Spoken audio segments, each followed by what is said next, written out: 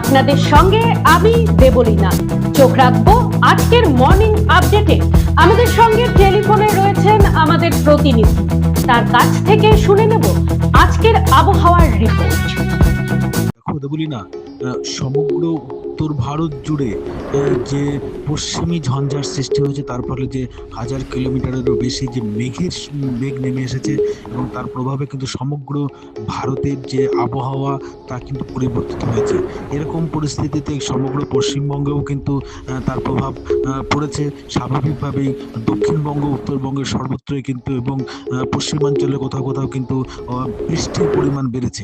গতকালও যেরকম সমগ্র পশ্চিমবঙ্গের বিভিন্ন অংশে বিক্ষিপ্তভাবে বৃষ্টি হয়েছে, তেমনি আজও কিন্তু সকাল থেকে উত্তরবঙ্গের আকাশ যেমন আংশিক মেঘলা থাকবে, কোথাও কোথাও কিন্তু বৃষ্টির সম্ভাবনা রয়েছে। বিশেষ করে উত্তরের 3 জেলা জলপাইগুড়ি, কোচবিহার এবং আলিপুরদুয়ার এবং দার্জিলিং এবং কার্শিয়াংয়ের কালিম্পংয়ের কোথাও কোথাও কিন্তু ভারী বৃষ্টি হতে পারে, তবে সেটা সাময়িকভাবে, এমনটাই পূর্বাভাস আবহাওয়া দপ্তরের। পাশাপাশি সিকিম হিমালয়ে কোথাও কোথাও কিন্তু তুষারপাতও হতে পারে, এমনটা পূর্বাভাস রয়েছে এবং তুষার ঝড়ও হতে পারে, এমনটা পূর্বাভাস রয়েছে আবহাওয়া দপ্তরের পক্ষ থেকে। পাশাপাশি উত্তরবঙ্গের, মধ্যবঙ্গের 3 জেলা উত্তর দিনাজপুর, দক্ষিণ দিনাজপুর এবং মালদা জেলার ক্ষেত্রে কোথাও কোথাও কিন্তু সাময়িকভাবে বৃষ্টি হতে পারে, তবে সামগ্রিকভাবে সমগ্র পশ্চিমবঙ্গের তাপমাত্রা কিন্তু স্বাভাবিকের থেকে 6 থেকে 7 ডিগ্রি সেন্টিগ্রেড কম থাকবে এবং রাতের দিকে তাপমাত্রা কিন্তু আরও কমতে পারে, এমনটাই পূর্বাভাস আবহাওয়া দপ্তরের।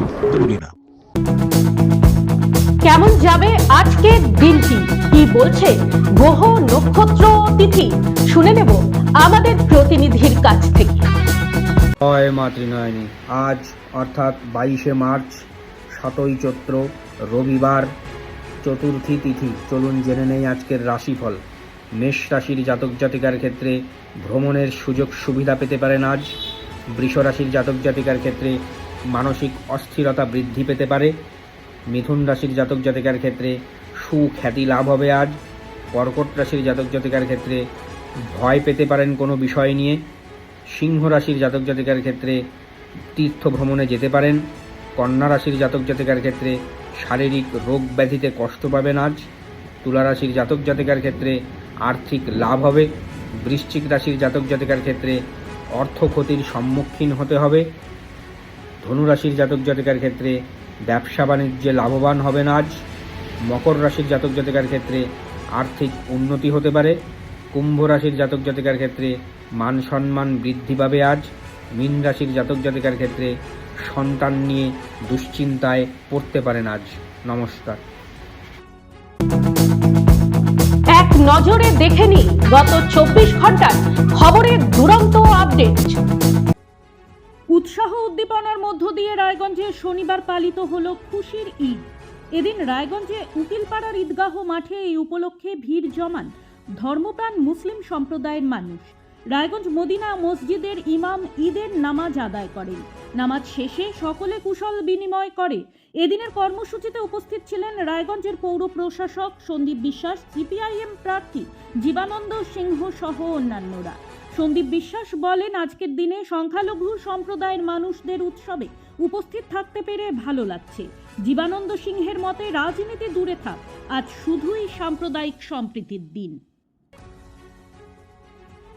শনিবার দেশ জুড়ে পালিত হচ্ছে খুশির ঈদ। ধর্মপ্রাণ মুসলিম সম্প্রদায়ের কাছে এই দিনটি বিশেষ তাৎপর্যপূর্ণ। আনন্দের পাশাপাশি অনেকেই এই দিন বিভিন্ন সামাজিক কাজে অংশ নেন। ঠিক যেমনটা নিলেন উত্তর দিনাজপুর জেলার দোমোহনার বাসিন্দা মোহাম্মদ শাহাবুদ্দিন।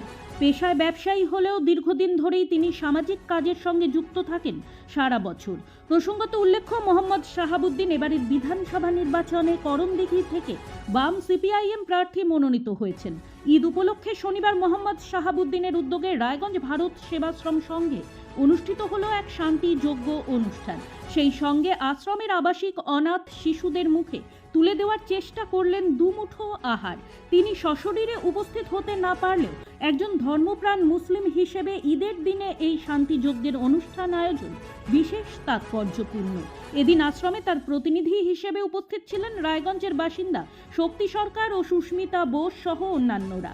তারা জানান, বর্তমান সময়ে ধর্মীয় হানাহানির প্রেক্ষাপটে এ ধরনের এক উদ্যোগ সাম্প্রদায়িক সম্প্রীতিকে অটুট রাখতে সহায়ক হবে। ভারত সেবাশ্রমের পক্ষ থেকেও এই উদ্যোগকে সাধুবাদ জানানো হয়।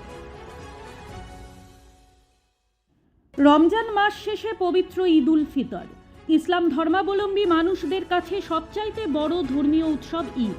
টানা 30 দিন রোজা পালনের শেষে আকাশে চাঁদের দেখা পেয়ে শনিবার হেমতাবাদের ইসলাম ধর্মাবলম্বী আপামর সাধারণ মানুষ মাতল খুশির ঈদে।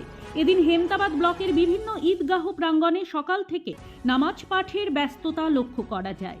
ঈদগাহ প্রাঙ্গণে 8 থেকে 80 সকল বয়সের মুসলিম ধর্মের সাধারণ মানুষকে আনন্দের সাথে ইসলামিক রীতি মেনে নামাজ পাঠ করতে আসতে দেখা যায়। এদিন ঈদের নামাজ পাঠ শেষে বড় থেকে ছোট সকলেই একে অপরকে আলিঙ্গন করে খুশির ঈদ উল ফিতরের শুভেচ্ছা বার্তা বিনিময় করতে শুরু করেন। আসছে ভোট, বাড়ছে উত্তাপ। নির্বাচনের দিন যত এগিয়ে আসছে ততই যেন রাজনৈতিক দলগুলির মধ্যে বেড়ে উঠছে জয়ের ইচ্ছা। আর সেই জন্য এক চুলও জমি ছাড়তে নারাজ রাজনৈতিক প্রতিদ্বন্দ্বীরা। ইতিমধ্যে জেলার করণদিঘি বিধানসভা এলাকায় ঈদ উপলক্ষে উপহার বিলিকে কেন্দ্র করে বিতর্ক তৈরি হয়েছে। সামাজিক মাধ্যমে এ সম্পর্কিত একটি ভিডিও ভাইরাল হয়, যদিও ভিডিওটির সত্যতা যাচাই করেনি নিউজ বৃত্তান্ত কর্তৃপক্ষ। ভিডিওটিতে দেখা যাচ্ছে উত্তর দিনাজপুর জেলা পরিষদ সভাধিপতি পম্পা পাল এবং তার স্বামী করণদিঘি বিধানসভার তৃণমূল প্রার্থী গৌতম পাল সাদা খামে করে কিছু একটা বিলি করছেন মুসলিম ধর্মাবলম্বী মানুষদের মধ্যে। ভিডিওটি সামাজিক মাধ্যমে ছড়িয়ে পড়তেই সৃষ্টি হয় বিতর্ক। সুযোগ হাতছাড়া করতে নারাজ বিজেপি প্রার্থী বিরাজ বিশ্বাস দাবি করেন পায়ের তলায় মাটি হারিয়ে এখন এসব বিভ্রান্তিকর কাজ করছেন প্রাক্তন বিধায়ক। নির্বাচনী আচরণবিধির মধ্যে এ ধরনের কাজ কি করে সম্ভব তা নিয়ে তিনি প্রশ্ন তোলেন। যদিও বিষয়টি নিয়ে স্বভাবসিদ্ধ গা ছাড়া মনোভাব দেখা গেছে তৃণমূল প্রার্থী গৌতম পালের মধ্যে। তিনি জানান, একটি স্বেচ্ছাসেবী সংস্থা ঈদ উপলক্ষে শুভেচ্ছা বিনিময়কারী অনুষ্ঠানে আমাকে আমন্ত্রণ জানিয়েছিল, সেই কারণেই আমি সেখানে উপস্থিত ছিলাম। দীর্ঘদিন ধরে বিধায়ক রয়েছি, নির্বাচনী আচরণবিধি আমার জানা রয়েছে। প্রতিদিনের প্রতি মুহূর্তের খবরের আপডেট পেতে চোখ রাখুন নিউজ বৃত্তান্তের ফেসবুক পেজে। সাবস্ক্রাইব করুন নিউজ বৃত্তান্ত ইউটিউব চ্যানেলকে।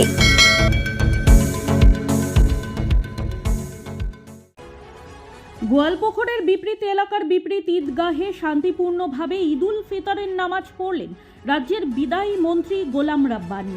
দিলেন সম্প্রীতির বার্তা। উত্তর দিনাজপুর জেলার গোয়ালপুকুর ব্লকের বিপরীত এলাকার ঐতিহ্যবাহী বিপরীত ঈদগাহে পবিত্র ঈদ উল ফিতরের নামাজ শান্তি ও শৃঙ্খলার সঙ্গে অনুষ্ঠিত হলো। সকাল থেকেই হাজার হাজার মুসলিম সম্প্রদায় ঈদগাহে সমবেত হন এবং একসঙ্গে ঈদের জামাতে সামিল হয়ে আল্লাহর দরবারে নামাজ আদায় করেন। নামাজ শেষে দেশ ও সমাজের শান্তি সমৃদ্ধি এবং সকলের মঙ্গল কামনায় বিশেষ দোয়া ও ফাতিহা পাঠ করা হয়। এরপর একে অপরের সঙ্গে কোলাকুলি করে মুসলিম সম্প্রদায়ের মানুষজন ঈদের আনন্দ ভাগ করে নেন, যা সম্প্রীতি ও ভ্রাতৃত্ববোধের এক অনন্য নিদর্শন। ভেঙে পড়ল মালদার ইংরেজ বাজারের নেতাজি কমার্শিয়াল মার্কেটের ছাদ। চাপা পড়ে মর্মান্তিক মৃত্যু নৈশ প্রহরী। আহত আরও এক। ব্যবসায়ী সংগঠনের অভিযোগ, বহু পুরনো এই মার্কেট সংস্কারের আবেদন তারা বারবার জানিয়েছিলেন পৌরসভা এবং প্রশাসনকে, কিন্তু সংস্কার করা হয়নি, যার ফলে ছাদ ভেঙে এই মর্মান্তিক ঘটনা। উল্লেখ্য, শুক্রবার রাত থেকে বৃষ্টি হয় মালদায়, আর শনিবার সকালে এই মার্কেটের এক অংশের ছাদ ভেঙে পড়ে।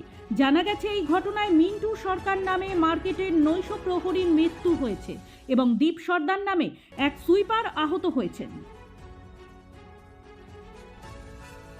শনিবার সকালে রায়গঞ্জের সোহারই মোড়ের বেসরকারি বেকারি হোম ব্রেড কারখানায় আগুন লাগার ঘটনায় আতঙ্ক ছড়ায় এলাকায়। কারখানার মালিক মনোজ কুমার মুন্দ্রা জানান, বেকারির ওভেনে হঠাৎই আগুন লাগলে তড়িঘড়ি দমকলে খবর দেওয়া হয়। রায়গঞ্জ দমকল বিভাগের আধিকারিক জয়ন্ত কুমার বোস জানান, সকাল 8:30টায় কল পেয়ে 2টি ইঞ্জিন নিয়ে আমরা পৌঁছে যাই। প্রায় 1 ঘন্টার চেষ্টায় আগুন নিয়ন্ত্রণে আসে। গুড মর্নিং বৃত্তান্ত আজ এই পর্যন্তই। ঘরে বাইরে খবরে থাকুন, চোখ রাখুন নিউজ বৃত্তান্তে। নিউজ বৃত্তান্ত, হলুদ নয়, স্বচ্ছ।